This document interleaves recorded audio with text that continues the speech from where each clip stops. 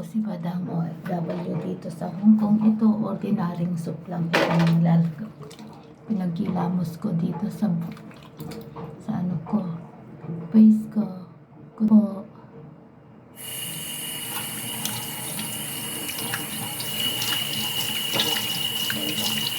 Tapos,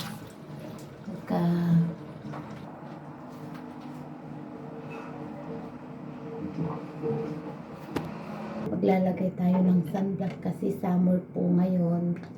Lalagay tayo ng sunblock. Wala na, ubos na. Ubos na. Maglalagay tayo ng sunblock kasi summer. Ito lang nilalagay ko sa ubos na. Ubos na yung sunblock ko. Para protection sa araw. Ito lang. Hindi man maganda yung mukha ko, pero naalagaan ko pa rin.